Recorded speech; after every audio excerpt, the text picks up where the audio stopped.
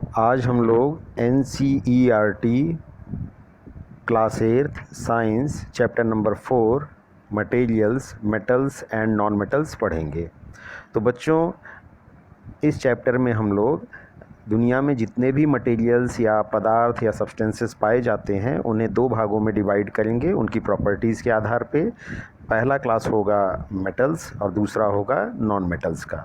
Metals की property को समझने के लिए हम लोग गोल्ड को एग्जाम्पल के रूप में लेंगे और नॉन मेटल्स की प्रॉपर्टी को समझने के लिए हम लोग कार्बन को एग्जाम्पल के रूप में लेंगे।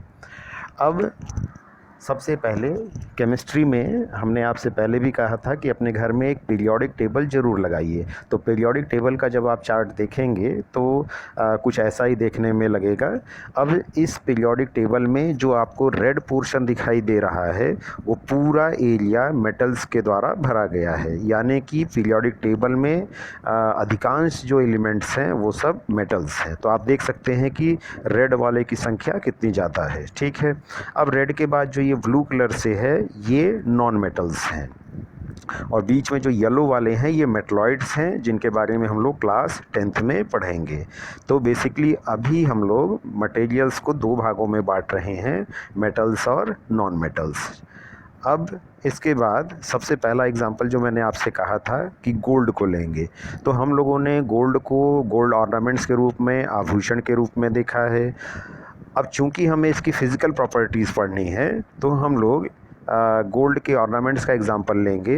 तो ये देखने में कैसे दिखते हैं, बहुत ही चमकदार होते हैं, शाइनिंग सरफेस वाले होते हैं। दूसरा, ये जो है इसमें आप गोल्ड के ऑर्नामेंट्स को ध्यान से देखेंगे तो उसमें आपको थिन पेपर शीट के जैसे, पतली पतली शीट्स के जैसे आकार दिखाई देंगे, यानी कि गोल्ड की बहुत पतली पतली चादरें बनाई गई होंगी। ठीक है, और उसके बाद उसके ऊपर डिज़ाइन बनाया गया है। ये डिज़ाइन बनाने के लिए गोल्ड को जो है पतले पतले तार के रूप में बदला जाता है और अलग अलग फूल, पत्तियाँ और डिज़ाइन दिए जाते हैं। तो हमने देखा कि जो गोल्ड के जो आभूषण हैं ये चमकदार होते हैं। इसमें गोल्ड जो है शीट लाइक स्ट्रक्चर में भी होता है, गोल्ड के वायर्स भी होते हैं, और जब ये गोल्ड के ऑर्नामेंट्स आपस में एक दूसरे से टच करते हैं तो इसमें एक अलग तरीके का साउंड क्रिएट होता है। तो इन्हीं गुणों को अब हम लोग एक एक करके पढ़ेंगे। सबसे पहला टर्म है मैलिएबिलिटी। मैलिएबिलिटी वह गुण है जिसके द्वारा किसी भी पदार्थ को हथौड़े से पीट पीट के थिन शीट में बदला जा सकता है। तो जैसे मान लीजिए हमारे पास एक गोल्ड का एक टुकड़ा आ गया, अब अगर हम इस पे हैमरिंग करें तो धीरे धीरे क्या होगा कि ये जो है एक शीट लाइक, यानी कि पतले से पेपर के पन्ना जिस प्रकार से पतला होता है उस शीट में बदल जाता है। ठीक है, तो वह गुण जिसके द्वारा किसी भी पदार्थ को हैमरिंग से पतले शीट में बदला जा सके उसे मैलिएबिलिटी कहते हैं। और गोल्ड मैलिएबल है। गोल्ड किसका एग्जाम्पल है? मेटल का, अर्थात मेटल्स आर मैलिएबल। ठीक है, तो मेटल्स का सबसे पहला प्रॉपर्टी क्या हो गया? Metals are malleable. और मैलिएबिलिटी क्या है? इट इज़ द प्रॉपर्टी, ये गुण है। तो it is a property by which a substance can be converted into thin sheet by hammering. इसके बाद अब ये दूसरा एक आप लोग फिगर जो देख रहे हैं इसमें पतली पतली तार आपको दिखाई दे रही होगी। ठीक है, जाहिर सी बात है ये तार जो है स्टील की हो सकती है या एल्युमिनियम की हो सकती है। स्टील में भी ध्यान रखेंगे मैक्सिमम आयरन ही होता है, लोहा ही होता है, और लोहा भी क्या है? एक मेटल है। तो ये जो मेटल्स को हम लोग पतले पतले तारों में ढाल देते हैं, ठीक है, तो ये जो सब्सटेंस का गुण है कि उसे पतले तारों में ढाला जा सके, इसी को डक्टिलिटी कहते हैं। तो डक्टिलिटी मतलब क्या हो गया? The property by virtue of which the given substance can be converted into thin wire like structure. तो हर वो पदार्थ जिसे हम लोग पतले तारनुमा आकार में बदल सकते हैं उस प्रॉपर्टी को डक्टिलिटी कहेंगे और उस पदार्थ को डक्टाइल सब्सटेंस कहेंगे। देखिए एक्चुअल में डक्टिलिटी शब्द कहाँ से आया? डक्ट से आया, और डक्ट का मतलब बायोलॉजी में क्या होता है? एक पाइपनुमा स्ट्रक्चर। पाइपनुमा स्ट्रक्चर यानी कि लॉन्ग सिलेंड्रिकल स्ट्रक्चर, और लॉन्ग सिलेंड्रिकल स्ट्रक्चर का एक और एग्जांपल क्या है, थिन वायर लाइक स्ट्रक्चर। तो ये ओरिजिन डक्टिलिटी शब्द का वहाँ से है, और इसका मतलब हम क्या समझेंगे कि यह एक गुण है जिसके माध्यम से दिया गया पदार्थ थिन वायर लाइक स्ट्रक्चर में कन्वर्ट हो पाता है। तो गोल्ड जो है, गोल्ड के अंदर भी ये गुण होता है, इसीलिए गोल्ड क्या हो गया, डक्टाइल हो गया। गोल्ड मेटल है तो मेटल के अंदर भी ये गुण होता है, यानी कि मेटल्स आर डक्टाइल। तो ये मेटल्स की दूसरी फिजिकल प्रॉपर्टी हो गई। अब तीसरे नंबर पे आते हैं। अच्छा, ये इसमें देखिए डक्टिलिटी के कारण ही मेटल्स वायर का इस्तेमाल जो है इलेक्ट्रिकल वायरिंग में किया जाता है। अब तीसरी प्रॉपर्टी पे आते हैं। जैसे कि आपने गोल्ड के जो ऑर्नामेंट्स देखे होंगे, उनकी सरफेस बड़ी चमकदार होती है, ठीक है। तो इसे हम इंग्लिश में क्या कहेंगे, दे हैव शाइनिंग सरफेस। और हम लोग इसी को केमिस्ट्री में क्या कहेंगे, दे हैव लस्टर। यानी कि जो शाइनिंग सरफेस है उसी का पर्यायवाची शब्द क्या हो गया केमिस्ट्री में, लस्टर।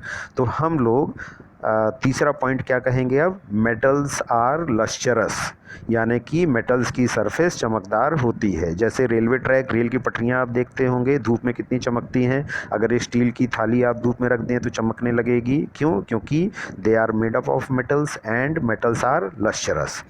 अब ये देखिए, ये घंटी है। तो मंदिर की घंटी में जब आप घंटी बजाते हैं तो एक विशेष प्रकार की आवाज़ आती है। तो सबसे पहले ये आवाज़ कैसे आई, घंटी के अंदर भी एक मेटल होता है, जब आप उसे टकराते हैं तो एक मेटल दूसरे मेटल से टकराया, और टकराने के कारण एक विशेष प्रकार की ध्वनि क्रिएट हुई। इस ध्वनि को हम लोग क्या कहते हैं हिंदी में, कि ध्वनि गूंज रही है। इंग्लिश में क्या कहेंगे, रिंगिंग साउंड। और उसी रिंगिंग साउंड का पर्यायवाची शब्द केमिस्ट्री में क्या है, सोनोरस। तो हम लोग इस ध्वनि को सोनोरस कहेंगे। और यहाँ जो मेटल्स हैं तो उनके बारे में हम लोग क्या कहेंगे, मेटल्स आर सोनोरस, ठीक है। तो सोनोरस मतलब रिंगिंग साउंड प्रोड्यूस करना। अब इसके बाद ये फिगर आप देखिए, क्लास 6 में भी एक्सपेरिमेंट था कि आपने एक बैटरी लिया, बिजली का तार लिया, एक छोटा सा बल्ब लिया, और जैसे ही सर्किट पूरा होगा बल्ब ग्लो करने लगेगा। तो बल्ब यहाँ ग्लो क्यों किया, क्योंकि इलेक्ट्रिक करंट जो है वो इस बिजली के तार से पास हुआ, यानी कि एक कोने से गुजरते हुए दूसरे कोने तक जहां बल्ब लगा है वहां तक बिजली आई। तो ये करंट जो है ये इस वायर के अंदर से होके गुजरा, इसके अंदर से पास हुआ। इसी को हम लोग साइंस में क्या कहेंगे, इसके अंदर से कंडक्ट हुआ। क्या कंडक्ट हुआ, इलेक्ट्रिसिटी। तो हम लोग फिर क्या स्टेटमेंट देंगे कि metals are good conductors of electricity, ठीक है। अब ये मेटल्स नाम क्यों लिया मैंने, क्योंकि बिजली के तार के अंदर क्या है, मेटल्स है। अगर आप तार को छीलेंगे तो ऊपर प्लास्टिक होता है, लेकिन अंदर जो है उसमें एल्यूमिनियम का या कॉपर का वायर होगा। और एल्यूमिनियम या कॉपर के वायर का क्यों इस्तेमाल किया जाता है, सबसे पहली चीज़ क्योंकि दे आर डक्टाइल, तभी तो उनको थिन थ्रेड लाइक स्ट्रक्चर में या थिन वायर लाइक स्ट्रक्चर में ढाला गया। और दूसरा, they are good conductor of electricity, ठीक है। अब इसके बाद ये जो आप फिगर देख रहे हैं, इसमें क्या करना है आपको कि बर्नर के ऊपर चम्मच का टॉप सिरा जो है वो रख दीजिए, वो गर्म होने लगेगा। थोड़ी देर बाद वो गर्मी चम्मच के हैंडल से होते हुए आपकी उंगलियों तक पहुंच जाएगी। इसका मतलब क्या हुआ कि जो हीट एनर्जी है वो चम्मच के ऊपरी भाग से होते हुए फिर हैंडल से होते हुए आपके हाथ तक पहुंची। इसका मतलब हीट एनर्जी चम्मच के अंदर से गुजरकर आपके हाथ तक पहुंची। या इसको और थोड़ा सा स्पेसिफाई करेंगे कि चम्मच ने हीट एनर्जी को कंडक्ट किया। कंडक्ट मतलब अपने अंदर से होकर गुजरने दिया। तो हम लोग क्या स्टेटमेंट देंगे कि spoon is good conductor of heat. और स्पून किस चीज़ का बना है, स्टील का बना है। स्टील में क्या है, आयरन। तो हम क्या बोलेंगे कि metals are good conductor of heat. तो ये भी एक मेटल की फिजिकल प्रॉपर्टी हो गई। इसीलिए हमारे घर में जो प्रेशर कुकर है या जो खाने पीने के बर्तन हैं, भगोने हैं, जिसमें हम लोग दूध गर्म करते हैं, चाय गर्म करते हैं, वो किस चीज़ के बने होते हैं, मेटल्स के। क्यों बने होते हैं, क्योंकि metals are good conductor of heat. अगर ये लकड़ी का बना होता तो लकड़ी नीचे से जल जाती, लेकिन आपकी चाय गर्म नहीं होती। होती या आपका खाना नहीं पक पाता। अब इसके बाद आप लोग जब एनसीईआरटी की बुक खोलेंगे तो चैप्टर नंबर 4 में आप ध्यान से पढ़िएगा। पहले पेज में दिया गया है physical properties of metals and non metals, तो जो मैंने अभी आपको बताया वो मिलेगा। नेक्स्ट पन्ने पे देखिए एक शब्द आ गया है मैलिएबिलिटी, जिसका मतलब अभी हम लोगों ने समझा कि क्या है, ये एक प्रॉपर्टी है जिसके माध्यम से दिया गया पदार्थ थिन शीट लाइक स्ट्रक्चर में बदल जाता है। फिर दूसरा शब्द यहाँ आ गया डक्टिलिटी। डक्टिलिटी क्या है? यह वह प्रॉपर्टी है, वह गुण है जिसके माध्यम से दिया गया पदार्थ थिन वायर लाइक स्ट्रक्चर में बदल जाता है। फिर इसके बाद देखिए एक और शब्द आया है सोनोरस। ठीक है, सोनोरस किसका पर्यायवाची है? रिंग जो है ये रिंगिंग साउंड का। ठीक है, तो मेटल्स आर सोनोरस। उसके बाद देखिए इसी में लश्यरस शब्द दिया है, लश्यरस मतलब शाइनिंग सरफेस, तो मेटल्स आर लश्यरस। ठीक, इसके बाद जो है एक और चीज़ यहाँ दी गई है कि मेटल्स आर जनरली हार्ड। ठीक, तो यहाँ देखिए जैसे कि जो ट्रेन के व्हील्स होते हैं उनको देखिए उस पर कितना ज़्यादा प्रेशर पड़ता है, या जितने भी हैवी मशीनरीज होती हैं, जितने भी भारी मशीन्स होती हैं, वो सब किसकी बनी होती हैं? मेटल्स की। क्यों? क्योंकि मेटल्स जो हैं जनरली हार्ड होते हैं।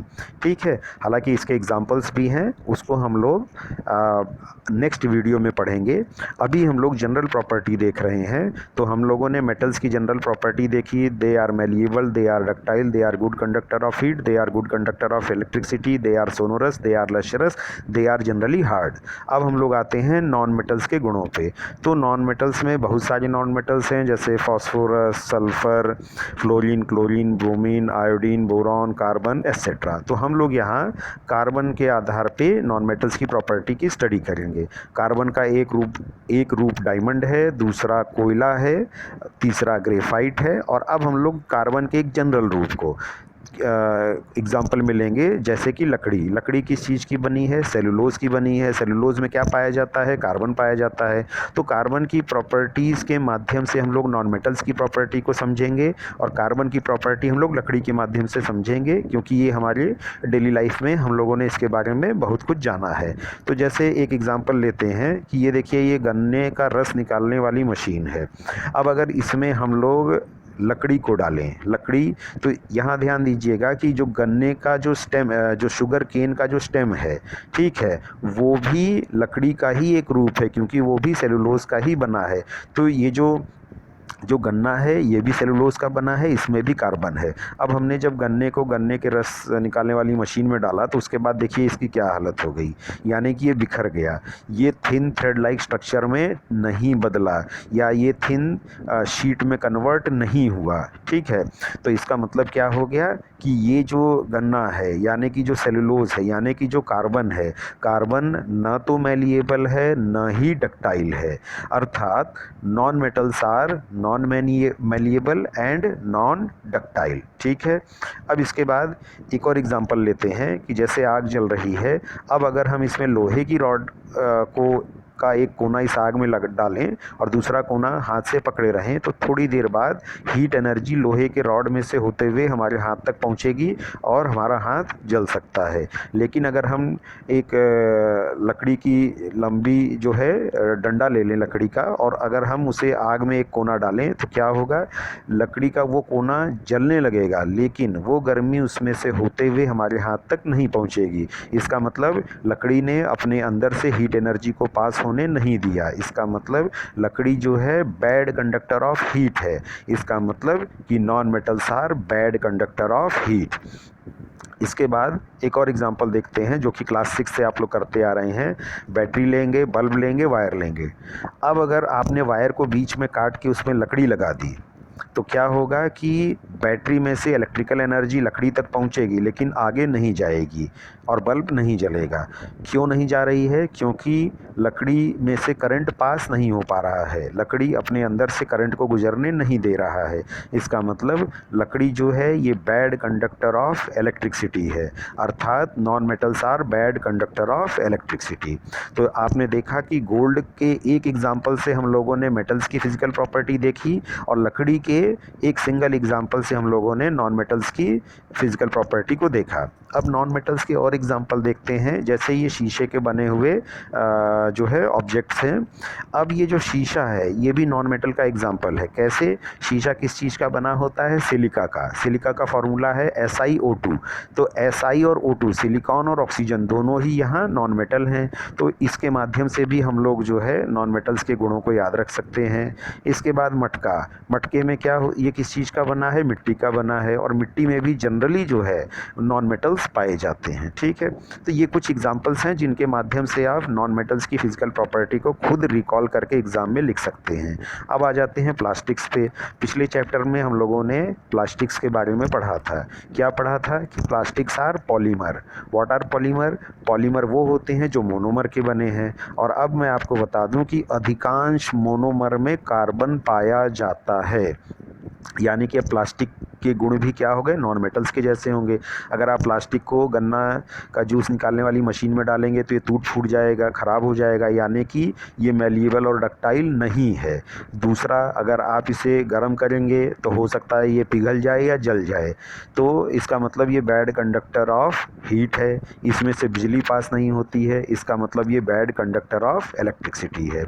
और उसके अलावा जो नॉन मेटल्स होते हैं they are non sonorous, they are non lustrous. ठीक है, हालांकि मेटल्स और नॉन मेटल्स दोनों में ही कुछ ऐसे एक्सेप्शंस हैं जो आपको लगेगा कि ये तो मेटल का गुण नहीं है या नॉन मेटल का गुण नहीं है। तो इसके बारे में हम लोग नेक्स्ट वीडियो में चर्चा करेंगे। एक चीज़ मैं और आपको बता देना चाहूँ कि किसी चीज़ को मेटल अगर आप बोल रहे हैं तो सिर्फ उसके एक क्वालिटी पे नहीं बोलेंगे कि अगर वो चमक रहा है तो आप उसे मेटल नहीं कह देंगे। उसके अंदर चमक के साथ साथ malleability, ductility, good conductor of heat और इलेक्ट्रिसिटी भी होना चाहिए। वैसे ही नॉन मेटल्स में सिर्फ एक गुण के आधार पे आप उसे नॉन मेटल नहीं कहेंगे। हमने 5-6 गुणों को देखा है, उनमें से कम 3-4 गुण उसके अंदर होने चाहिए। ठीक है, तो बच्चों ये था मेटल्स और नॉन मेटल्स का फिजिकल प्रॉपर्टी। नेक्स्ट वीडियो में हम लोग केमिकल प्रॉपर्टी पढ़ेंगे और उसके बाद फिर हम लोग एक्सेप्शंस को देखेंगे। तो आप लोगों को वीडियो देखने के लिए धन्यवाद।